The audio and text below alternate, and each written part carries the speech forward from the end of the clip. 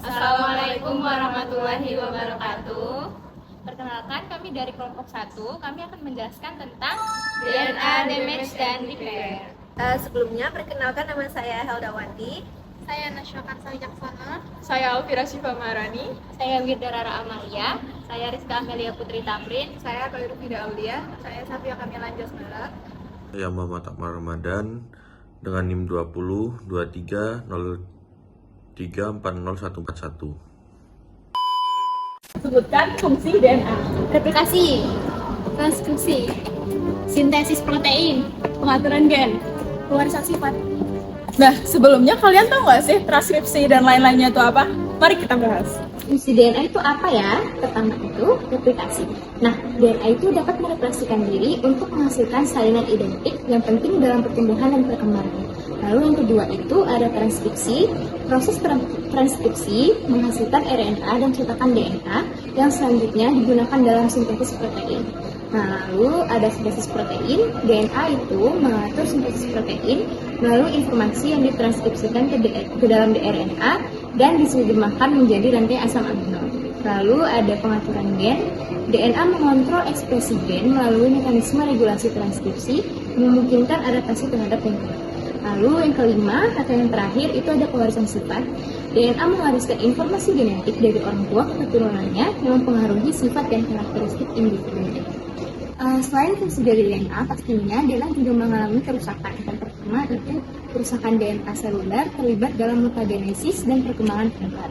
Nah, DNA dalam sel manusia mengalami beberapa ribu hingga 1 juta peristiwa kerusakan setiap harinya yang menghasilkan proses metabolisme eksternal atau eksogen dan internal atau endogen. Lalu ada kerusakan DNA yang juga dapat disebabkan oleh reaksi metabolik dan biokimia enzim. Halo teman-teman, kalian tahu nggak sih kalau DNA tuh punya struktur? Nah, mungkin kalian ada yang kepo nih, apa aja? Mari kita bahas. Nah, struktur DNA ini tuh punya 3 komponen. Untuk yang pertama, itu struktur DNA terdiri dari 2 rangkaian polinukleotida. Nah, gimana setiap nukleotida ini terdiri dari 3 komponen utama? Apa aja sih sebenarnya? Nah, yang pertama itu ada gula deoksiribosa. Yang kedua ada gugus fosfat. Dan yang ketiga ada basa nitrogen. Ketiga komponen ini tadi, ini tuh merupakan dasar informasi genetik yang terdapat dalam DNA. Yang kedua adalah struktur DNA memiliki komponen gula yang disebut deoksiribosa. Nah, kalian tahu nggak sih deoksiribosa itu apa? Deoksiribosa ini tuh jenis gula yang memiliki 5 atom karbon dalam molekulnya. Gula deoksiribosa ini juga bagian penting dari setiap nukleotida dalam molekul DNA. Yang terakhir adalah struktur penyusun DNA. Nah, struktur ini dibagi menjadi 4 bagian. Yang pertama adalah gula fosfat. Nah, setiap untai DNA ini tuh memiliki rangka gula fosfat yang berulang-ulang. Jadi, gugus fosfat dan gula deoksiribosa bergantian membentuk rangka tersebut. Selanjutnya, yang kedua adalah basa nitrogen. Basa nitrogen adalah komponen yang berperan dalam pasangan-pasangan dalam heliks ganda. Contohnya ada adenin atau A berpasangan dengan timin atau T. Dan ada pula guanin atau G berpasangan dengan sitosin atau C. Yang ketiga adalah ikatan hidrogen. Pasangan basa A dengan T dan G dengan C berhubungan melalui ikatan hidrogen. Ikatan ini memberikan kestabilan pada struktur heliks ganda. Nah, yang terakhir adalah heliks ganda. Apa sih heliks ganda sebenarnya? Nah, 2 untai berpilin membentuk struktur heliks ganda dengan pasangan basa yang berada di tengah-tengahnya. Gitu guys strukturnya. Selanjutnya kita akan membahas jenis-jenis DNA. Terdapat 4 jenis DNA. Yang pertama ada DNA genomik. DNA genomik adalah tipe DNA yang terdapat di dalam genom lengkap organisme. Ini mencakup semua gen dan bagian non-gen yang ada dalam kromosom. Yang kedua ada DNA mitokondria. DNA mitokondria adalah DNA yang terdapat di dalam mitokondria, organel sel yang berperan dalam produksi energi. DNA mitokondria diwariskan secara materal dan berfungsi dalam sintesis protein mitokondria. Yang ketiga ada DNA kloroplas. Hanya ditemukan dalam sel-sel tumbuhan dan alga yang mengalami fotosintesis. DNA kloroplas berperan dalam mengontrol sintesis protein yang dibutuhkan dalam fotosintesis. Yang terakhir ada DNA plasmid. Plasmid adalah fragmen kecil DNA yang ditemukan dalam bakteri dan beberapa organisme lain. Mereka dapat berisi gen tertentu yang memberikan keuntungan adaptasi tertentu. DNA repair merupakan mekanisme seluler dalam perbaikan DNA yang rusak, bertujuan untuk meminimalkan proses instabilitas genetik, di antaranya mutasi, kesalahan replikasi, dan kerusakan DNA. DNA damage adalah perubahan struktur kimia DNA, seperti putusnya untaian DNA, hilangnya nukleobasa dari tulang punggung DNA, atau basa yang berubah secara kimia. Jadi aku akan ngelanjutin penjelasan dari Najwa tentang perbaikan DNA damage. Nah, DNA damage ini dibagi menjadi dua. Yang pertama ada mismatch repair atau MMR dan juga back excision repair atau BER.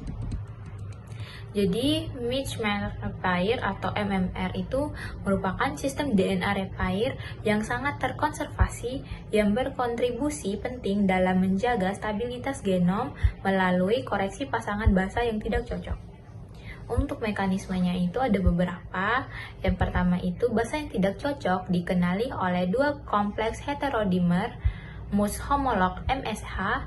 Yang pertama itu ada mus alpha yang terdiri dari submit MSH2 dan submit MSH6, dan mus beta yang termaksud submit MSH2 dan MSH3. Yang kedua, mengidentifikasi ketidakcocokan pasangan basa tunggal dan mutasi kecil penyisipan atau penghapusan indel dari satu atau dua basa. Yang ketiga, remediasi pengakuan indel yang lebih besar. Yang keempat, pengenalan ketidakcocokan oleh kompleks alfa dan beta mas menyebabkan perubahan konformasi kompleks memicukan perekrutan eklonuklease yang mengarah pada penghilangan 150 nukleotida yang mengelilingi wilayah yang tidak cocok. Dan yang terakhir, kesenjangan tersebut kemudian diisi oleh DNA polimerase delta dan DNA ligase 1. Yang kedua, base excision repair atau BER.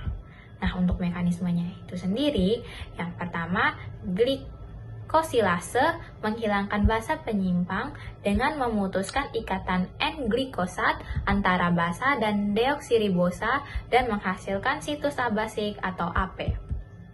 Yang kedua, bergantung pada panjang celah pemrosesan berlanjut patch pendek untuk pemrosesan nukleotida tunggal atau patch panjang untuk pemrosesan 2-10 nukleotida. Yang ketiga, AP dirasakan dan diikat oleh PARP1 dan homolognya PARP2. Protein ini memotong 5 AP menghasilkan ujung 3 hidroksil dan 5 deoksiribosa fosfat yang tepat, di mana DNA polimerase beta dapat menyisipkan nukleotida yang hilang. Dalam BER patch pendek, celah ditutup oleh tindakan perpadu dari perbaikan sinaks protein pujian silang 1 atau XRCC1, DNA ligase 1 dan DNA ligase 3. Dalam BER patch panjang, penutupan celah dimediasi oleh proliferasi antigen inti sel atau pCNA. Jika situs AP tidak teratasi dengan baik, hal ini dapat menyebabkan jenis lesi DNA yang aneh, SSB. Lesi ini diperbaiki dengan jalur yang mirip dengan BER. Enzim membuka kedok bagian DNA beruntai tunggal yang lebih panjang, pada gilirannya dikenali dengan rantaian kompleks protein berbeda, yang akhirnya merekrut polimerase dan ligase untuk menutup celah tersebut. Saya akan menerangkan tentang Nucleotide Excision Repair atau NER. NER dapat dibagi dalam dua jalur berbeda, genom global dan NER berpasangan transkripsi yang telah ditinjau secara luas sebelumnya. Kedua subjalur ini hanya berbeda dalam mekanisme pengenalan lesi DNA. Yang pertama, lesi DNA besar menyebabkan distorsi besar pada helix DNA dan dikenal sebagai proteks XPG yang pada gilirannya distabilkan oleh RAD23B. Di sisi lain, TC-NER tidak terpengaruh pada XPC, namun terjadi karena RNA polimer 2 terhenti pada lesi DNA yang berfungsi sebagai sinyal untuk mengenali kerusakan. Setelah lesi DNA dikenal, kompleks 10 subunit faktor transkripsi 3 (TFIH) direkrut. Ini terdiri dari helikase, XPD atau Heteroderma pigmentosum grup D yang melepaskan diri dari helix DNA dan 2 anggota kompleks lainnya, serta protein replis A atau RRPA yang menstabilkan DNA. Selanjutnya, endonuklase dalam kompleks tersebut yaitu SPG dan XPF membelah untai DNA yang rusak di kedua sisi lesi dan membuangnya. Selanjutnya, celah tersebut diisi oleh aksi gabungan delta atau KPPA dan epsilon polimer bersama dengan DNA ligase ILA atau DNA ligase 1. Kemudian ada double strand break repair mekanisme. DNA yang telah mengalami pemutusan untai ganda diperbaiki melalui ligase DNA 4. Urutan homolog pendek akan digabungkan menggunakan untai komplementer dari kromatid saudara yang mengakibatkan kegagalan DNA repair. Contohnya tumor atau kanker.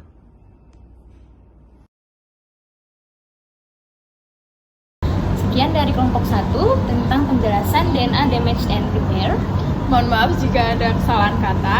Sekian dari kami. Assalamualaikum warahmatullahi wabarakatuh. Dadah.